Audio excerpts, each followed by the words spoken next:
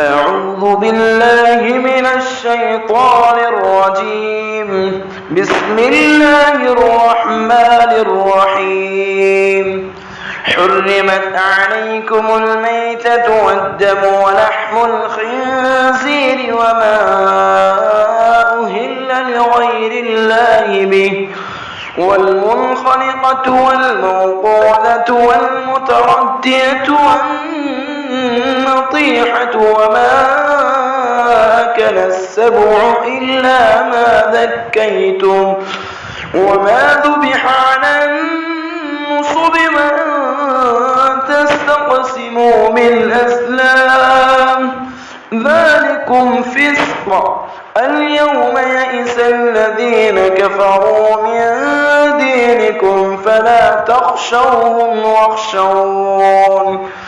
اليوم أكملت لكم دينكم وأتممت عليكم نعمتي ورضيت لكم الإسلام دينا فمن اضطر في مخمصة غير متجانف لإثم فإن الله غفور رحيم. تم پر مردار، خون، سور کا گوشت، وہ جانور جو اللہ کے سوا کسی اور کے نام پر ذبح کیا گیا ہو،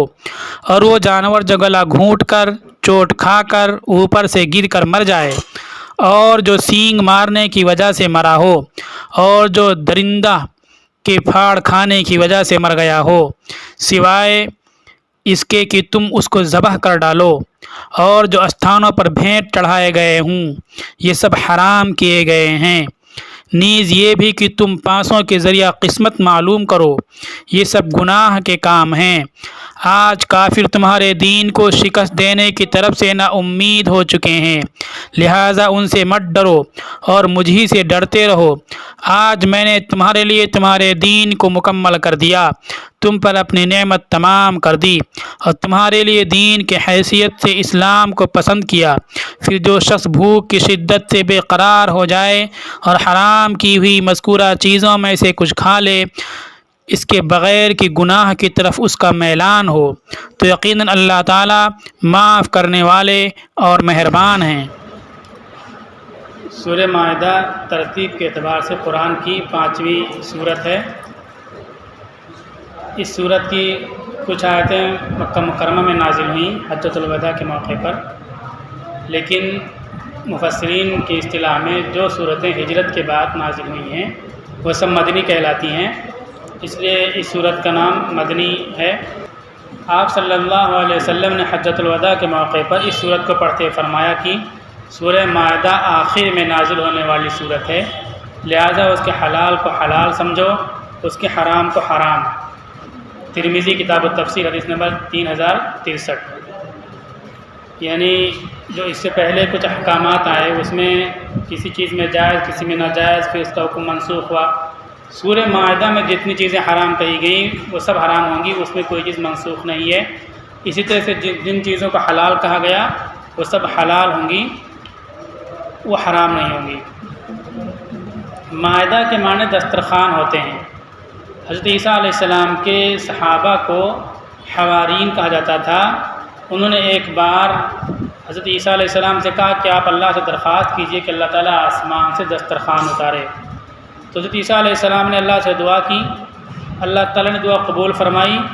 اور غیبی دسترخوان اتارا گیا۔ تو اس دسترخوان کے نام سے اس سورت کا نام سورہ مائدہ ہے۔ اس سورت میں اس واقعے کا ذکر ہے۔ یہ سورت اپنے مضامین کے اعتبار سے بڑی اہمیت کی حامل ہے اور سماج، معاشرہ اور زندگی کے بنیادی اصولوں پر روشنی ڈالتی ہے۔ اس سورت کا حصہ یہ ہے: الیوم اکملت لکم دینکم واتممت علیکم نعمتی ورضیت لکم الاسلام دینا۔ آج میں نے تمہارے لیے تمہارا دین مکمل کر دیا، تم پر اپنی نعمت پوری کر دی اور تمہارے لیے دین اسلام کو پسند فرمایا۔ یہ بہت اہم آیت ہے۔ اس آیت میں اس امت کے آخری امت ہونے، قرآن مجید کے آخری کتاب ہونے اور محمد رسول اللہ صلی اللہ علیہ وسلم کی نبوت کے عالمگیر اور جاوداں ہونے کا اعلان ہے کہ آپ پورے عالم کے لیے نبی ہیں اور آخری نبی ہیں، ہمیشہ اب آپ ہی نبی ہیں۔ ظاہر ہے کہ کسی دین اور کسی امت کے لیے اس سے بڑھ کر اعجاز نہیں ہو سکتا۔ اس صورت میں سورہ النساء کی طرح بہت سے فقہی احکام، معاملات، یہودی اور عیسائی عورتوں سے نکاح، وصیت، ذبیحہ، شکار، حالت احرام کا شکار، اس کی جزا، وضو، غسل، تیمم، شراب، جوا، ارتداد اسلام سے پھر جانے کی صورت میں کیا معاملہ ہم کو کرنا چاہیے، چوری، رہزنی کی سزا، قسم کا کفارہ، مردار کی قسموں کی صورتیں، حلال و حرام جانوروں کے سلسلے میں زمانہ جاہلیت کے خود ساختہ اصول وغیرہ پر روشنی ڈالی گئی ہے۔ اس میں 3 اہم واقعات کا بھی ذکر ہے۔ ایک حضرت موسیٰ علیہ السلام کے ساتھ بنی اسرائیل کا رویہ، دوسری حضرت آدم علیہ السلام کے بیٹوں حابیل اور قابیل کا واقعہ، جس میں اللہ تعالیٰ کی زمین پر انسان کو بسانے کے بعد پہلی بار گناہ کا ارتکاب کیا گیا۔ تیسرے مائدہ کا وہ واقعہ جس کی نسبت سے اس سورت کا نام ہے۔ اب اتنے احکامات ہیں، مطلب یہودیوں کے ساتھ دوستی، ان کے عورتوں سے شادی بیاہ، وصیت، یہ سب چیزیں۔ آیت نمبر 3 میں حرمت علیکم المیتۃ والدم ولحم الخنزیر وما اہل لغیر اللہ بہ، تم پر مردار، خون، ولحم الخنزیر، سور کا گوشت، وما اہل لغیر اللہ بہ، اور وہ جانور جو اللہ کے سوا کسی اور کے نام پر ذبح کیا گیا ہو، والمنخنقۃ والموقوذۃ والمتردیۃ والنطیحہ، اور وہ جانور جو گلا گھونٹ کر، چوٹ کھا کر، اوپر سے گر کر مر جائے، اور جو سینگ مارنے کی وجہ سے مر جائے، اور جو درندہ کے پھاڑ کھانے کی وجہ سے مر جائے، سوائے اس کے کہ تم اس کو ذبح کر ڈالو، وما ذبح علی النصب، اور جو استھانوں پر بھیٹ چڑھائے گئے ہوں، وَأَن تَسْتَقْسِمُوا بِالْأَزْلَامِ، یہ سب حرام کیے گئے ہیں، نیز یہ بھی کہ تم پانسوں کے ذریعہ قسمت معلوم کرو، یہ بھی حرام کیا گیا۔ ذَلِكُمْ فِسْقٌ، یہ سب گناہ کے کام ہیں۔ الْيَوْمَ يَئِسَ الَّذِينَ كَفَرُوا مِن دِينِكُمْ، آج کافر تمہارے دین کو شکست دینے کی طرف سے نا امید ہو چکے ہیں۔ فَلَا تَخْشَوْهُمْ وَاخْشَوْنِي، لہٰذا ان سے مت ڈرو، مجھے سے ڈرتے رہو۔ الْيَوْمَ أَكْمَلْتُ لَكُمْ دِينَكُمْ وَأَتْمَمْتُ عَلَيْكُمْ نِعْمَتِي، آج میں نے تمہارے لیے تمہارے دین کو مکمل کر دیا اور تم پر اپنی نعمت تمام کر دی۔ وَرَضِيتُ لَكُمُ الْإِسْلَامَ دِينًا، اور تمہارے لیے دین کی حیثیت سے اسلام کو پسند کیا۔ فَمَنِ اضْطُرَّ فِي مَخْمَصَةٍ غَيْرَ مُتَجَانِفٍ لِلْإِثْمِ، پھر جو شخص بھوک کی شدت کی وجہ سے بے قرار ہو جائے اور حرام کی ہوئی مذکورہ چیزوں میں سے کچھ کھا لے، اس کے بغیر کہ گناہ کی طرف اس کا میلان ہو، فَإِنَّ اللَّهَ غَفُورٌ رَحِيمٌ، تو یقیناً اللہ تعالیٰ معاف کرنے والے اور مہربان ہیں۔ اتنی چیزیں حرام کی گئیں جانوروں سے، اب ان کو سمجھیں کہ کیا کیا چیزیں حرام ہیں۔ مردار کو حرام کیا گیا۔ مردار وہ حرام ہوگا جنہیں شریعت کے بتائے ہوئے طریقے کے مطابق ذبح نہ کیا گیا ہو۔ ذبح کیا گیا شریعت کے مطابق تو اب وہ مرے گا ذبح کے بعد، تو وہ مردار حرام نہیں ہوگا۔ اسی طرح سے مردار میں مچھلی ہے اور ٹڈی ہے، ان کو بھی ذبح کرنا ضروری نہیں ہے، بغیر ذبح کی یہ بھی حلال ہیں۔ والدم، خون سے بہتا ہوا خون مراد ہے جو جاندار کی رگوں میں ہوتا ہے، چنانچہ خود قرآن مجید میں دوسری جگہ بہتے ہوئے خون دمم مسفوحہ کہا گیا کی صراحت موجود ہے سورہ انعام آیت نمبر 145۔ گوشت میں جو خون ہوتا ہے وہ ناپاک اور حرام نہیں ہے۔ جانور ذبح کیا، وہ خون بہہ گیا، اب گوشت میں بھی خون لگا رہتا ہے، تو جو گوشت میں خون لگا جو نہیں بہا وہ حرام نہیں ہوگا، ناپاک بھی نہیں ہوگا۔ اگر ویسے کہ بغیر دھلے اس گوشت کو بنا لو تو وہ گوشت حرام اور ناپاک نہیں ہوگا، جو بہہ رہا ہے خون وہ حرام اور ناپاک ہے۔ ولحم الخنزیر، سور کا گوشت، خنزیر کا گوشت، بلکہ اس کا پورا وجود ہی حرام ہے، گوشت کھانے سے تعلق رکھتا ہے اس لیے گوشت کا ذکر ہوا، ورنہ خنزیر کا تمام پارٹ، ہڈی، کھال، سب چیزیں اس کی حرام ہیں، لیکن چونکہ کھانے میں عام طور پر گوشت کا استعمال ہوتا ہے اس لیے اسی کا ذکر ہے۔ خنزیر کے بال کا برش بنتا ہے اور بہت سی چیزیں بنتی ہیں تو حرام ہے وہ۔ اور مسلمان کارخانے والے بناتے ہیں جہاں کام ہوتا ہے۔ اللہ تعالیٰ نے قرآن میں دوسری کا بتلایا ہے کہ جانوروں کی کھال اور ان کے بال کو اور جانوروں کو تمہارے فائدے کے لیے پیدا کیا ہم نے۔ تو وہاں بال کا ذکر اللہ تعالیٰ نے کیا ہے کہ بال کام کے لیے ہیں۔ اللہ تعالیٰ نے ایک اشارہ دے دیا، اب اس پر انسان محنت کرے تو نکال کر کے چیزوں کو مفید بنا سکتا ہے۔ کھال بہت مفید چیز ہے اور کھال کی چیزیں بنانا استعمال کرنا یہ سنت بھی ہے، اور اس کھال کے ذریعے سے بہت سارے کام بڑی آسانی سے ہو جائیں اور روزگار کے ذرائع بہت زیادہ کھل جائیں۔ اس روزگار سے مسلمان جڑے ہوئے ہیں، ایمان والے جڑے ہوئے ہیں، اور مسلمانوں کو فکر انہیں بس بریانی اور پلاؤ کی فکر ہے، اچھے کھانے بنانے کی۔ کھال کو کس طرح استعمال کرنا ہے اور کس طرح استعمال کرنا چاہیے اس کی کوشش نہیں کرتے۔ اب جو کھالیں لوگ پھینک رہے ہیں، کھال ہر شخص ہر مسلمان کو کھال کی چیز بنانا سیکھنا چاہیے اور اس کو استعمال کرنا چاہیے، سنت ہے۔ ایک قوم یہاں بستی ہے جو بہت ہی بھد دنیا کی سب سے بھد قوم ہے، کوئی چیز اس نے ایجاد نہیں کیا، تک کہ سوئی بھی ایجاد نہیں کی، مفت میں کھاتی بیٹھ کر کے، لیکن لوگوں کو لڑاتی ہے، لوگوں کی برائی کرتی ہے، لوگوں کو تحقیر اور تذلیل کرتی ہے۔ کوئی بھی کام کچھ کرنے لگے کوئی تو اس سے وہ قوم فائدہ اٹھائے گی اور اس کام کرنے والے کو ذلیل بھی کرتی ہے۔ جو لوگ کھال کا کام کرتے ہیں ان کا نام رکھ دیا چمار، اور چمار بول کر ان کو حقیر کیا، ذلیل کیا۔ چمڑے کے سامان کو استعمال کرتے ہیں، اپنی عبادت خانہ میں ڈھول میں بھی استعمال کرتے ہیں، دف میں استعمال کرتے ہیں، اور چیزوں میں استعمال کرتے ہیں، کریں گے استعمال، لیکن اس محنت کرنے والے کو چمار کہہ کر کے ذلیل کریں گے۔ ہم بھی انہیں کی اس سوچ اور انہیں کی اس تصور سے متاثر ہو گئے اور کھال کے کام کو حقیر سمجھنے لگے۔ کھال کو استعمال کرنا سنت ہے، کھال کی چیزوں کو بنانا چاہیے، کھال ایک قیمتی چیز، اس کو ضائع نہیں کرنا چاہیے۔ لوگ پھینک دیتے ہیں، ہر شخص ہر مسلمان سیکھے تو استعمال کر سکتا ہے اس کو۔ خیر، تو میں یہ بات کر رہا تھا کہ خنزیر کے گوشت کا تذکرہ ہوا، لیکن گوشت تو حرام ہی ہے، اسی کے ساتھ جتنی بھی چیزیں خنزیر کی ہیں سب حرام ہیں، حتیٰ کہ اس کا بال بھی حرام ہے۔ جو لوگ محنت کرتے ہیں بالوں پر، وہ گھوڑے کے بال، دوسرے جانوروں کے بال سے گوشت بنا سکتے ہیں، لیکن نہیں، دوسری قومیں محنت کرتی ہیں تو وہ خنزیر کے بال سے دانت کا برش بناتے ہیں، دانت صاف فوٹ برش بناتے ہیں۔ ہم لوگ نرم برش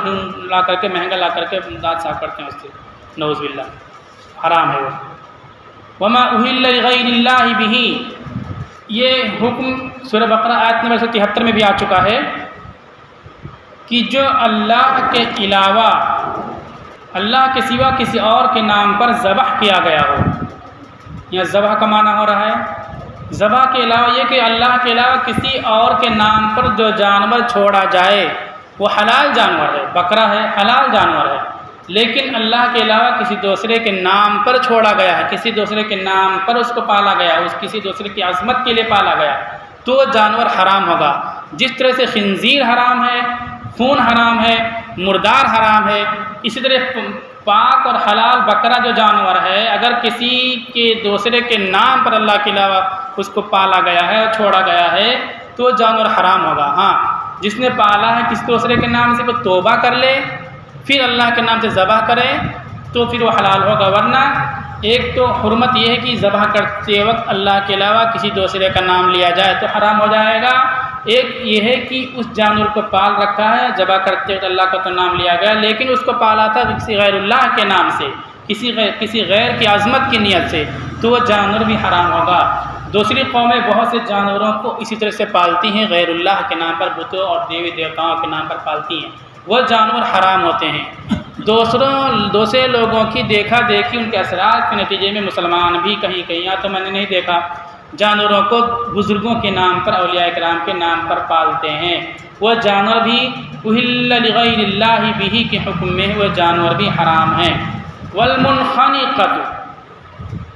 منخنقت سے مراد وہ مردار ہے جو گلا گھونٹ جانے یا گھونٹ دیے جانے کی وجہ سے مر جائے، گلا دبائے اس کو مار ڈالا۔ جانور ذبح کر رہے ہیں تو ذبح ہو ہی نہیں رہا ہے، بھڑپڑا رہا ہے، مر نہیں رہا ہے، تو گلا دبا دیا کہ مر کے ٹھنڈا ہو جائے، وہ حرام ہو گیا۔ گلا خود ہی گھٹ جائے یا کوئی گلا دبا دے اس کا اور مار ڈالے، وہ حرام ہو جائے گا، وہ حلال نہیں ہوگا۔ والموقوذہ، موقوذہ سے مراد وہ ہے جو پتھر، لاٹھی یا کسی چیز کی ضرب سے مر جائے، پتھر سے مارے، لاٹھی سے مارے، مر جائے۔ زمانے جاہلیت میں لوگ خدا کے نام پر لکڑیوں سے مار کر جانور کو ہلاک کر دیتے تھے، پھر اسے کھاتے تھے۔ قرآن نے جانوروں کو اس ظلم سے بچانے کے لیے چوٹ کی وجہ سے مرے ہوئے جانوروں ہی کو حرام قرار دے دیا تاکہ اس بے رحمی کا راستہ بند ہو جائے۔ مارتے تھے، مار مار کے پھر مرے، پھر اسی طرح ابھی دیکھو دوسری قومیں جو کس طرح بے دردی جانور کو مارتی ہیں، ذبح کرنا جانتے نہیں وہ، تو جسم کے دوسرے حصے پہ مارتے، پیٹھ پہ ماریں گے، کمر پہ ماریں گے، پیٹ پہ ماریں گے، چھید کر دیں گے چاروں طرف سے، پھر اب اس طرح مرے گا تو پھر کھاتے ہیں۔ شریعت نے جڑ ہی کاٹ دی کہ یہ بالکل حرام ہو جائے گا اس طرح سے مار مار کے کرو گے تو۔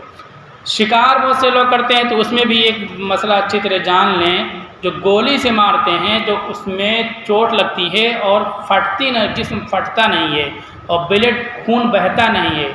تو وہ جانور حلال نہیں ہوگا، حرام ہی رہے گا۔ آپ شکار اس طرح سے کریں کہ آپ کی بندوق میں چھری لگی ہوئی ہو یا خود نیزہ وغیرہ سے مار کر کے شکار کریں تو اس نیزے پر، اس تیر پر، اس بندوق میں جو چھری لگی اس پر بسم اللہ پڑھ کر کے ماریں، وہ جا کر کے لگے اور زخم ہو جائے، اس سے خون بہنے لگے تو یہ شکار والا جانور جس پر بسم اللہ پڑھ کر کے آپ نے چھری، تیر اور تلوار مارا ہے وہ مر گیا تو وہ حلال ہوگا، وہ حرام نہیں ہوگا۔ لیکن گولی سے، پتھر سے، لاٹھی سے ماریں گے اور مر جائے گا، بسم اللہ پڑھ کے ماریں گے تو بھی وہ حرام ہوگا۔ ایک لفظ اور آیا متردیہ، والمتردیۃ،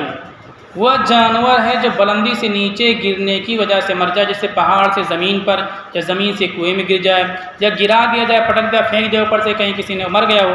تو وہ حرام ہو جائے گا۔ والنطیحۃ، وہ جانور جسے دوسرا جانور سینگ مار کر ہلاک کر دے اور اسے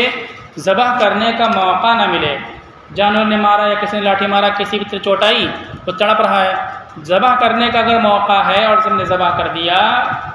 بسم اللہ پڑھ کر کے تو وہ حلال ہو جائے گا، اگر تو سینگ پہلے لگی تھی، لاٹھی پہلے لگی تھی، کرنٹ پہلے لگ گیا تھا، کچھ بھی بات ہو گئی تھی تو، لیکن ذبح کرنے کا موقع نہیں ملا، مر گیا، اب اس کے بعد جا کے ذبح کر رہے ہو تو حلال نہیں ہوگی۔ وما اکل السبع الا ما زکیتم، اور جسے درندے نے کھا لیا ہو، کسی شیر نے ہرن پہ حملہ کر دیا اور ذبح کر چوٹ لگ گئی اور گر پڑا ہے، وہ حرام ہو گیا۔ لیکن ابھی شیر نے، درندے نے کاٹا تھا، مرا، وہ جانور مرا نہیں، آپ پہنچے، آپ نے ذبح کر دیا تو اب وہ حلال ہو جائے گا۔ الا ما زکیتم کا حکم پیچھے تمام باتوں میں ہے کہ جو اوپر سے گر جائے، جس کو پتھر سے چوٹ لگ جائے، جس کو سینگ لگ جائے، جس کو گھونٹا ہو گلا لیکن مرا نہ ہو، زندگی باقی ہو، اس کو ذبح کر دو تو وہ سب حلال ہو جائیں گے۔ وما ذبح علی النصب، اور جو جانور استھان پر ذبح کیا جائے، دیوی دیوتاؤں کے استھان پر ذبح کیا جائے، کسی بزرگ کے قبر پر ذبح کیا جائے، کسی دوسرے کے نام پر، کسی انسان کی عظمت کے لیے کسی کے پاس ذبح کیا جائے تو بھی وہ جانور حرام ہوگا۔ وَأَن تَسْتَقْسِمُوا بِالْأَزْلَامِ، اور